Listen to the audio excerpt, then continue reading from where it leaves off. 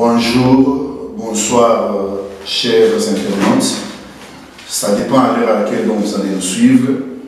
Nous sommes toujours dans notre émission de ténèbres à la lumière. Et nous continuons toujours avec notre thème de détruire les alliances des ténèbres. Aujourd'hui, nous allons ajouter quelque chose qui va nous faciliter à conclure cet enseignement. Et après cela, s'il y aura des questions, on aura toujours d'autres enseignements augmentés, d'autres connaissances à apporter pour édifier une personne qui est en train de vivre ces choses. Avant de commencer, nous allons d'abord prier, remettre ce moment entre les mains de Dieu, que ça puisse être un moment de partage entre le peuple de Dieu. Seigneur Jésus, le Christ de Nazareth, je remets ce moment de partage de ta parole entre tes mains, Seigneur. Que ton Esprit Saint puisse ouvrir les oreilles spirituelles de tous les bien-aimés qui sont en train de nous suivre en ce moment. Utilise aussi ma bouche, Papa, comme un instrument, comme le microphone pour communiquer ta volonté. Que ça ne soit pas moi, mais que ce soit toi qui édifie, qui oriente une personne qui se trouve dans une situation où il est opprimé par des alliances des ténèbres. Nous avons ainsi prié en nom puissant, glorieux et merveilleux de notre Seigneur Jésus-Christ. Amen. Et aujourd'hui, nous allons amener un sous-thème qui va nous aider à conclure cet enseignement. Aujourd'hui, nous allons parler sur comment détruire les alliances des ténèbres. Nous avons parlé sur les alliances des ténèbres, les conséquences, les malédictions, ce que ça produit dans la vie d'une personne. Nous avons donné des signes qui peuvent montrer, qui peuvent t'éclairer, qui peuvent alarmer en toi, te montrer qu'il y a une alliance qui opère dans ta vie. Et alors aujourd'hui, nous devons te montrer comment est-ce que tu peux détruire toute alliance qui est opérationnelle dans ta vie. Peut-être que tu souffres de malédictions, tu es une personne là où tu as besoin de la délivrance, peut-être que tu n'as pas un encadré spirituel, et tu ne fréquentes même pas des fois les églises. Ce que je vais te conseiller, de chercher une église qui prêche la parole de Dieu pure, qui prêche la repentance, qui exhorte aux gens de quitter le péché et de commencer à suivre cette église, écouter des enseignements, parce que la Bible dit la foi vient de ce qu'on entend. Et ce qu'on entend, c'est la parole de Dieu. Ce qui veut dire pour la croissance de votre foi, pour l'orientation de votre foi, vous êtes dans cette nécessité d'écouter la parole de Dieu régulièrement, de méditer la parole de Dieu régulièrement. C'est pour cela, aujourd'hui, je vais vous parler sur comment détruire, comment briser ces alliances qui existent dans votre vie. La première des choses, avant de détruire une alliance, il faut d'abord identifier cette alliance. Tu ne peux pas détruire ce que tu n'as pas identifié.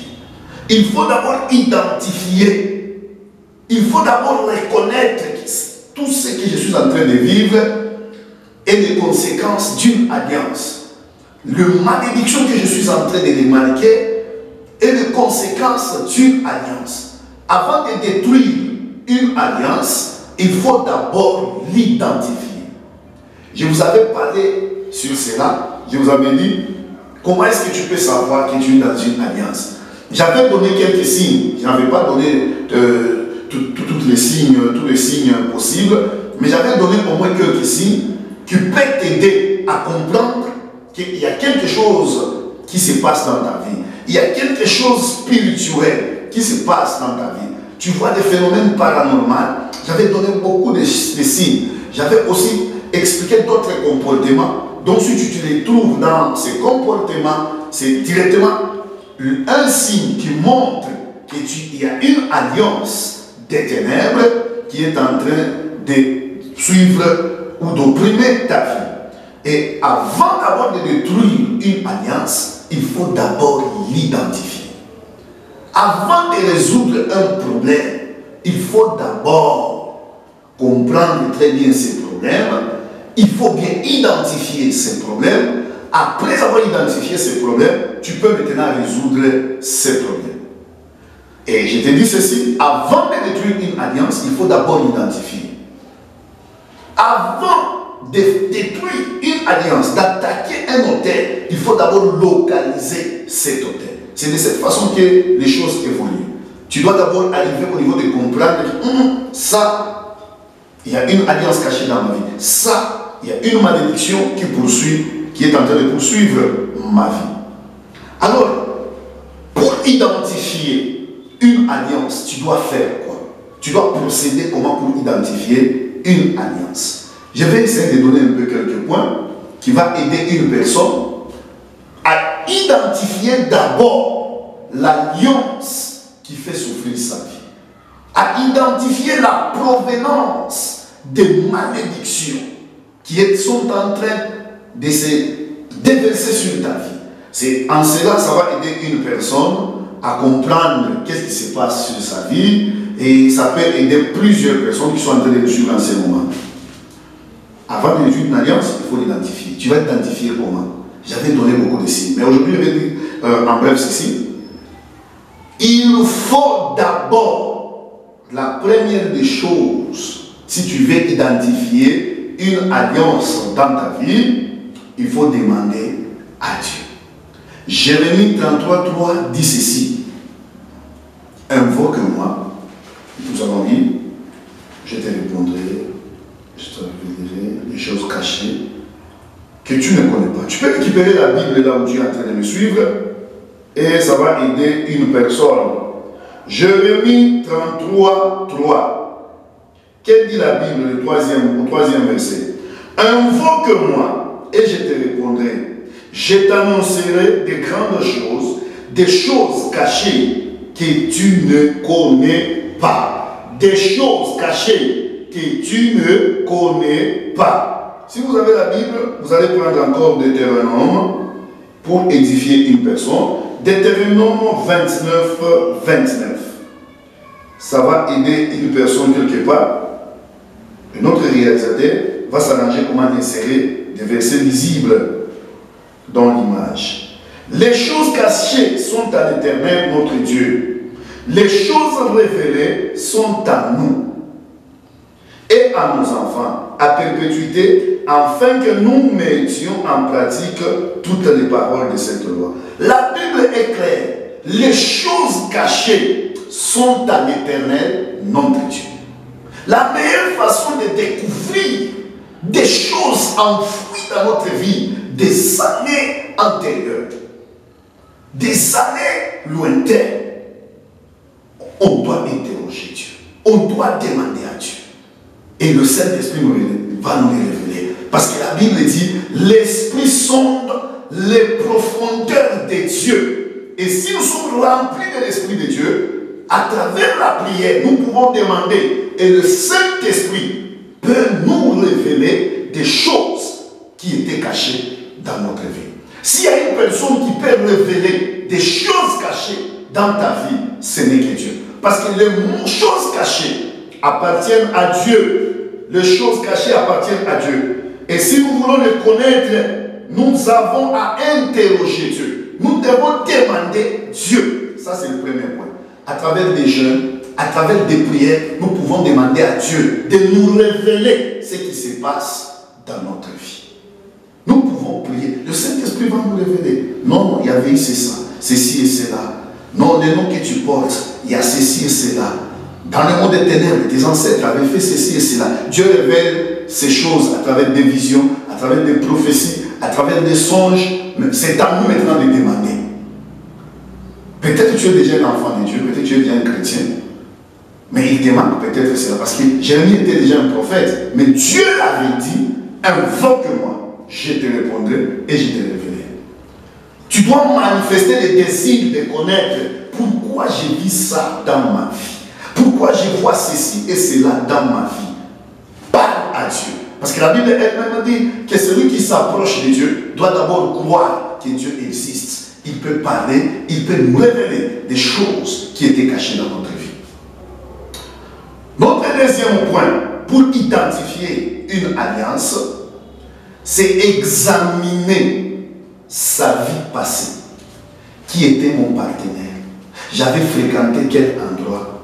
J'avais fréquenté quelle église? J'avais fréquenté quel marabout? J'avais fréquenté quel défunt? N'oubliez pas, à travers le sexe, c'est un canal terrible, c'est un boulevard terrible par lequel vous pouvez entrer dans une alliance.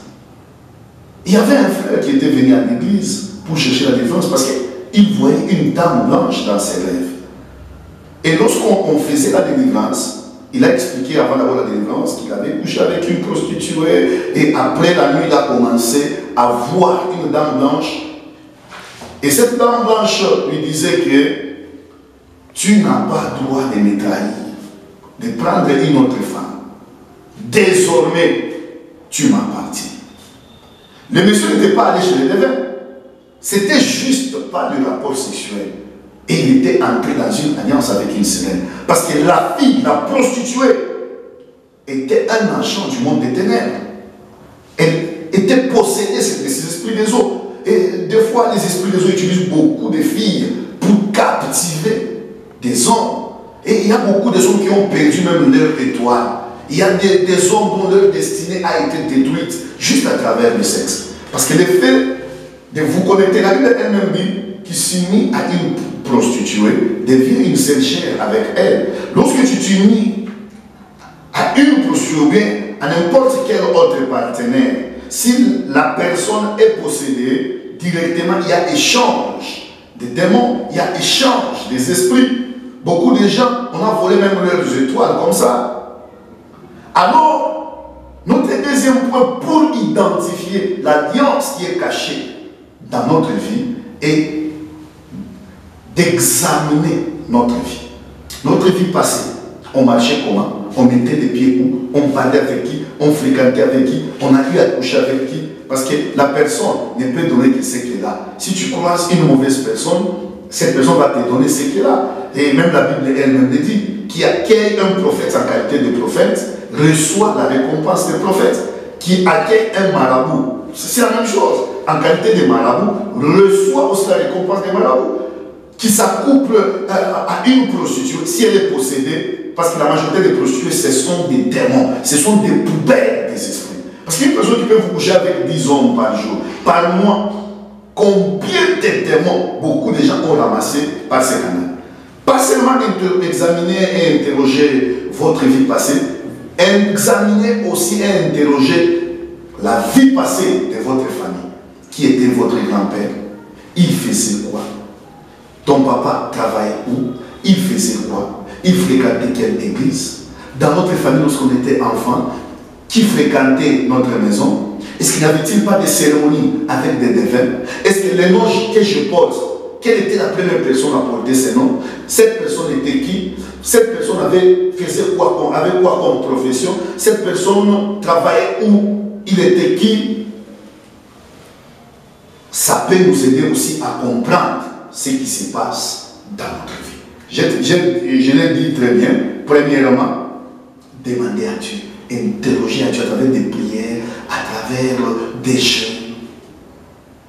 Deuxièmement, examiner sa vie passée, la vie passée de ta famille, de tes parents.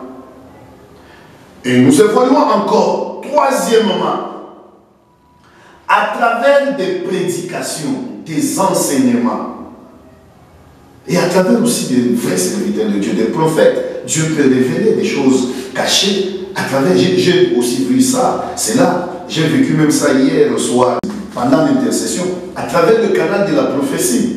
Dieu a révélé des choses sur la vie d'une personne, parce qu'on priait sur faire tomber des paroles négatives qui opèrent sur notre vie, des paroles prononcées par des personnes qui avaient des alliances sales avec le monde des ténèbres.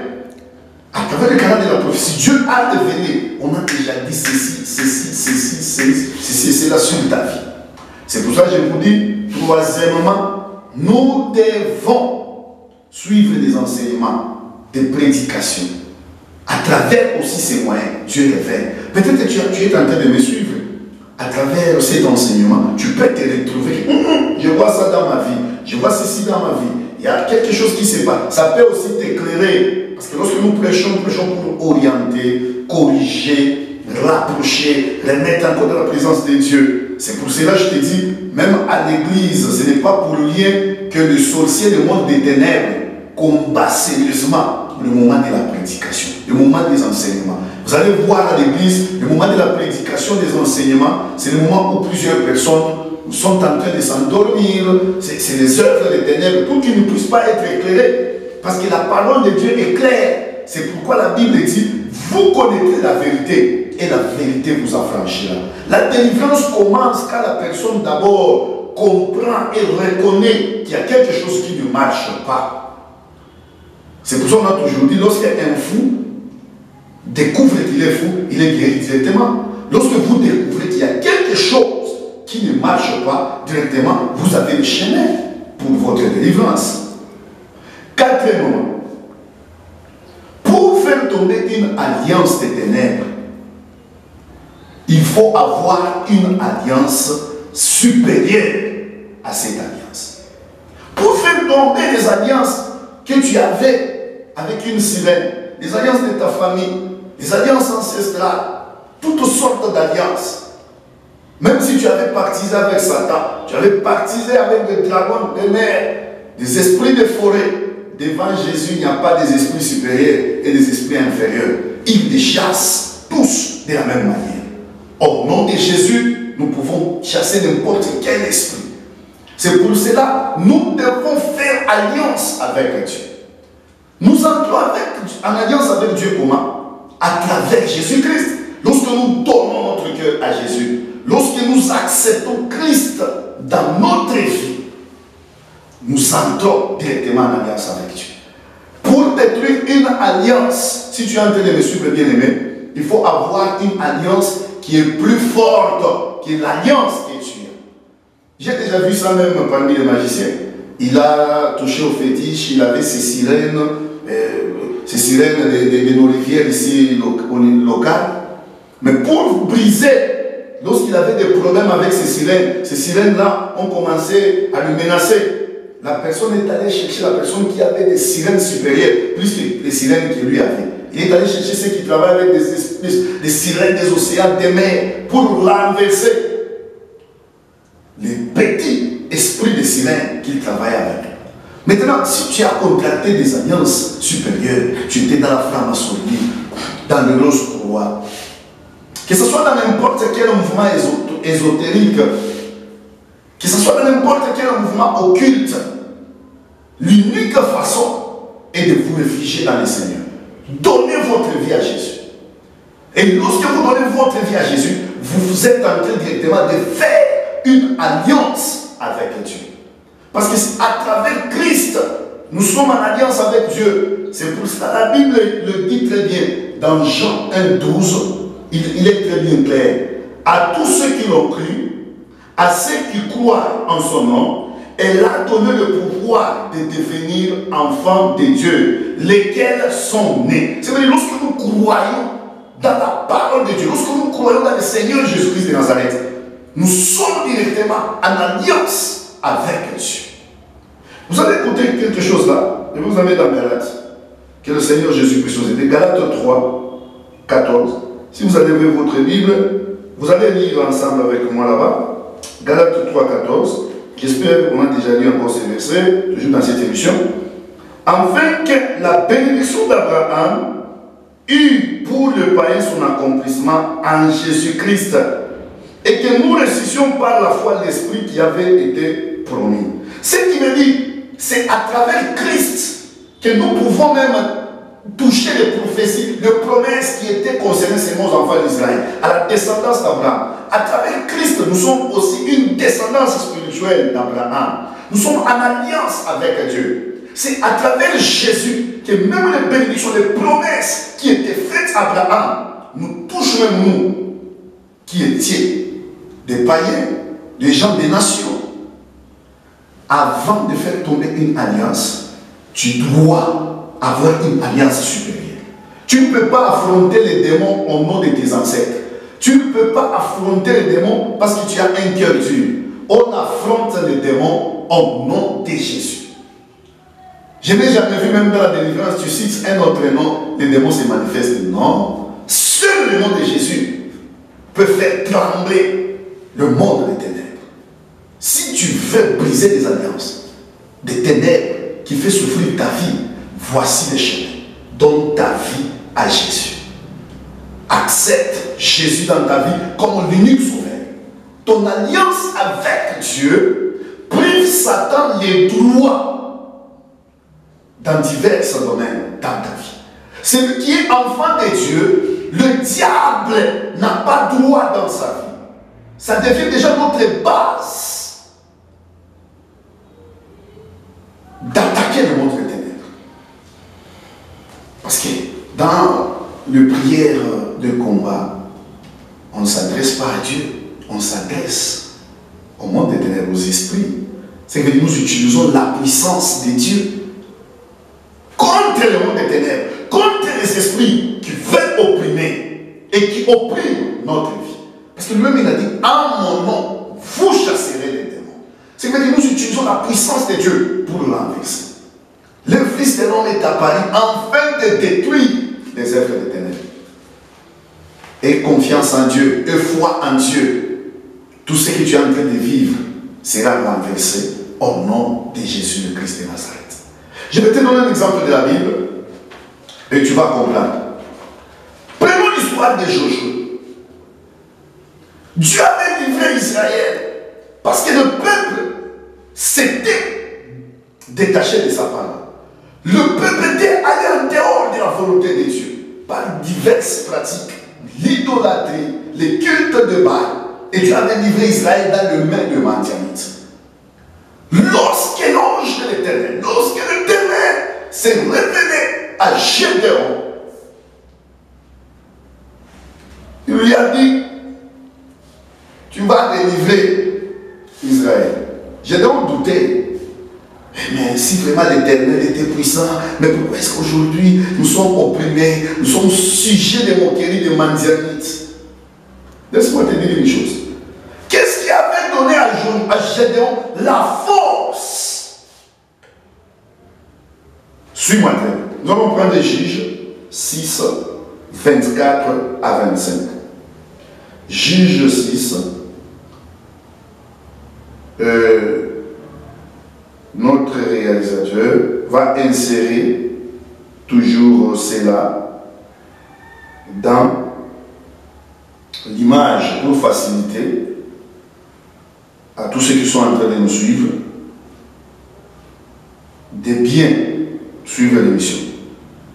Josué 6, 24 à 25. Je ne vais pas dire commencer du premier verset, ça va être un peu trop long. Je commence au niveau de 24 à 25 pour conclure ce message. Gédéon bâtit là un autel à l'Éternel. Je peux reculer un peu en arrière. Gédéon, voyant que c'était l'ange de l'Éternel, dit, malheur à moi, Seigneur l'Éternel, car j'ai vu l'ange de l'Éternel face à face. Et l'Éternel lui dit, sois en paix, ne crains point, tu ne mourras pas. Sur cet endroit où il avait présenté son offrande, et là où il avait vu l'ange, qu'est-ce que Gédéon a fait? Gédéon bâtit là un autel à l'Éternel, et lui donnant pour nom l'Éternel paix. Il existe encore aujourd'hui. Il existe encore aujourd'hui à Ophra, qui appartenait à la famille d'Abiézer. Dans la même nuit, l'Éternel dit à Gédéon, prends le jeune taureau de ton père et un second taureau de 7 ans. Renverse l'autel de Baal qui est à ton père et abat le pied sacré qui est dessus. Avant de renverser l'autel de son père, avant d'aller toucher à l'autel de Baal, il n'est pas allé directement. Il a bâti d'abord l'autel à l'Éternel. Il a même donné le nom. Il a même nommé cet autel. Écoutez ce que la Bible dit. Gédéon bâtit là un autel à l'Éternel et lui donnant pour nom l'Éternel paix. Avant d'aller renverser un autel, il a d'abord bâti un autel à Dieu. Lorsqu'il y a un autel, directement nous voyons qu'il y a une alliance. Parce qu'un autel, c'est un lieu, c'est un endroit d'échange entre une divinité et une personne. Toute alliance a toujours un autel. Les alliances sont tissées sur les autels. J'espère un jour je vais revenir aussi sur les autels, si ça intéresse nos chers internautes.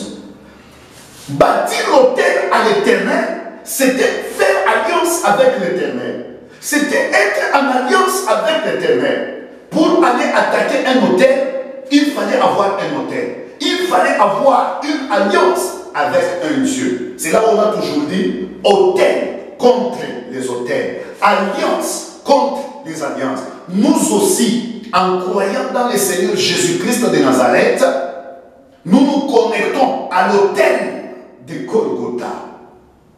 Je ne dis pas que tu dois aller en Israël, à Golgotha. Non, je ne dis pas ça. Cet autel est devenu spirituel parce que cet autel opère jusqu'à aujourd'hui. Tous ceux qui croient dans le nom de Jésus, ils obtiennent le salut et la vie éternelle. On se connecte à cet autel, c'est spirituellement. On est en alliance avec Dieu en croyant dans le nom de Jésus. Parce que l'autel, là où tes parents avaient tissé leurs alliances, ils avaient mis l'offrande dessus. Parce que c'est l'offrande, le sacrifice qu'on met sur l'autel. C'est ce sacrifice qui fait parler l'autel. C'est ce sacrifice qui active les esprits de l'autel, qui donne la force à l'autel pour entrer en action.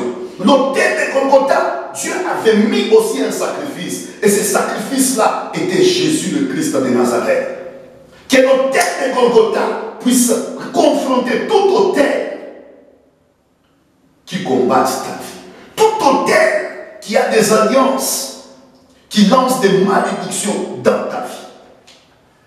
J'espère que tu as bien compris. Pour détruire une alliance, il faut avoir une alliance. Si tu n'es pas encore chrétien, tu n'es pas encore un enfant de Dieu, il est grand temps de donner ta vie à Jésus, de commencer à suivre Jésus, de commencer à marcher selon la parole de Dieu. Il y a une autre personne qui va me poser la question. Oh, il y a diverses personnes qui fréquentent des églises, mais ils continuent à souffrir avec les alliances des ténèbres. Ma réponse est claire à ce sujet. Ma réponse est très claire à ce sujet. Vous pouvez croire, vous devenez chrétien, vous devez maintenant suivre le processus. Vous devez passer par la délivrance. À écouter la parole de Dieu, accepter cette parole, vous retournez à la vie. Vous entrez en alliance avec Dieu. Vous devez maintenant passer par les déliements. Vous devez maintenant passer par la délivrance. Renverser tout ce qui a été fait dans votre vie. Je vais prendre un exemple pour illustrer cela. Vous pouvez prendre Jean 11, et je vais terminer par là. Jean 11, 40 à 44. Peut-être que tu te retrouves, tu fréquentes l'église, depuis que tu as cru, tu n'as jamais passé par la délivrance. Pour une personne qui était liée dans des alliances, c'est nécessaire de passer par la délivrance. Nous sommes dans Jean 11, 40 à 44. Nous disons au nom du Très-Haut. Jésus lui dit, n'ai-je pas dit que si tu crois, tu verras la gloire de Dieu? Ils ôtèrent donc la pierre, et Jésus levant les yeux à nous. Et Jésus levant les yeux à nous et dit, Père, je te rends grâce de ce que tu m'as exaucé. Pour moi, je savais que tu m'exauces toujours. Mais j'ai parlé à cause de la foule qui m'entoure, afin qu'ils croient que c'est toi qui m'as envoyé. Ayant dit cela, il cria d'une voix forte, Lazare sort. Et le mort sortit, le pied et le main liés de bandes, et le visage enveloppé d'un linge. Jésus leur dit, déliez-les et laissez-les aller. Suis-moi très bien. Pour toute personne qui n'est pas en Christ, qui n'a pas Dieu dans sa vie, c'est une personne qui est considérée comme une personne qui est morte. Suis-moi très bien. C'est comme une personne qui est dans la mort. C'est comme une personne qui est dans le tombeau. Lorsqu'on était païen, on était dans le monde, on était mort dans nos péchés. Lorsque nous avons écouté la parole de Dieu, nous avons quitté le paganisme. Nous avons quitté de la mort. Nous avons quitté le péché. Nous avons quitté de l'éloignement avec Dieu. Nous sommes revenus à la conscience. Nous avons compris que nous ne sommes pas des indépendants. Nous avons un Père qui est Dieu. Nous sommes les enfants de Dieu. Nous dépendons de Dieu. Nous devons vivre selon la volonté de Dieu. C'est la même chose avec toi. Lorsque tu étais païen, tu étais dans la mort. Parce que le salaire du péché, c'est la mort. Tu étais loin de la face de Dieu. Tu étais éloigné de Dieu. Mais lorsque Jésus a appelé, Lazare était dans la tombe, qui est le symbole du monde, qui est le symbole du paganisme. Lorsqu'il a appelé Lazare, sort. Lazare a écouté la voix. Parce que la Bible dit très bien, je connais mes brebis et mes brebis me connaissent. Si tu es de Jésus et que tu vis encore dans le péché, tu vis dans le fétichisme, lorsqu'il appelle comment? À travers des prédicateurs. Partout, à la radio, tu peux écouter un message. En cours de route, tu peux écouter un prédicateur. Le Christ t'appelle. Lorsque tu acceptes l'appel de Jésus, tu crois en lui, tu deviens un enfant de Dieu. Lorsque Lazare a quitté la tombe, il était ressuscité. Mais malgré qu'il était ressuscité, ses mains, ses pieds, sa tête étaient toujours bandés par des liens. Peut-être toi aussi tu as accepté la parole. Tu crois dans le Seigneur. Mais tes pieds, tes activités, tes mains, tes activités, ta tête, ta destinée, le vision de ta vie est encore lié. Lorsque nous quittons le monde avec les séquelles du monde. C'est à l'église où on nous a fermis par des enseignements, par des prières, par des exhortations. Lorsqu'il avait quitté le tombeau, il était revenu à la vie, il était devenu un vivant. Lorsque tu acceptes Christ, tu deviens un vivant, tu reviens à la vie. Tu retournes à la conscience pure, que tu n'es pas un être indépendant, tu dépends de Dieu, tu es un enfant de Dieu, tu as un Père, tu dois marcher selon ses préceptes, selon sa parole. Cela ne suffit pas. Lorsqu'il a quitté le tombeau, Jésus a dit maintenant, déliez-les. Et aujourd'hui, Christ a envoyé ses vrais serviteurs. Je ne parle pas des faux serviteurs, des marabouts. Il a oint des pasteurs, il a oint des apôtres, il a oint des prophètes, il a oint des évangélistes, il a oint des docteurs, de vrais enseignants, pour vous apporter la lumière et pour vous délier des bandes, des liens du tombeau. Même aujourd'hui, lorsqu'un mort est ressuscité, il ne va pas directement se lever et aller au travail. Il doit entrer dans le processus. Même un malade, lorsqu'il est guéri, il quitte l'hôpital. Il y a un temps de convalescence pour qu'il puisse retrouver tous les sens. Tu étais dans le monde, tu étais prostitué, tu étais magicien. Ça ne suffit pas d'avoir écouté la parole de Dieu. La parole de Dieu t'aide à prendre la décision. Tu acceptes. Tu dis, non, je dois laisser cette vie. Je donne ma vie à Jésus. Et lorsque tu prends cette décision et Christ entre dans ta vie, il envoie maintenant ses serviteurs pour t'aider. Beaucoup de gens ne sont pas passés par la délivrance. Ils continuent ils sont vivants, ils sont dans la vie. Ils ont la vie, mais ils ont encore le bande du tombeau. Le pied, lorsque le pied est lié, la personne est stationnée. Beaucoup, malgré qu'ils fréquentent des églises, ils sont stationnés. Ils n'arrivent pas à avancer dans leur vie. Leurs activités ne marchent pas parce qu'ils ont encore le bande du tombeau, le séquelle du tombeau. Quels sont les séquelles du tombeau? Le séquelle du monde. On était liés dans les alliances de nos familles, on était possédés, on était païens, on couchait avec tout le monde. Nous avons pris la décision à travers l'appel de la parole du Christ que nous avons écouté. Maintenant, nous devons passer par les déliements. Et à travers le témoignage de Frère Léon Kassongo, j'ai remarqué que beaucoup de gens ont besoin de la délivrance. J'ai croisé des femmes, des gens qui m'ont raconté l'histoire de leur vie. Mais c'est terrible. Parce qu'ils ne sont pas encore passés par les délivrements. La délivrance est une étape nécessaire dans la vie d'une personne pour qu'il puisse maintenant évoluer libre dans sa foi. C'est pour ça que tu dois toujours avoir un encadré spirituel.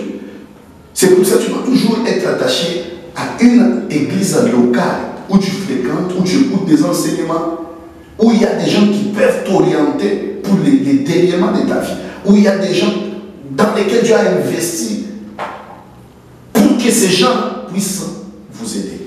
Mais mon souci est de voir que beaucoup viennent sur YouTube chercher l'argent des fois. C'est quelque chose qui me touche beaucoup. Je reçois beaucoup de messages, je reçois beaucoup de plaintes.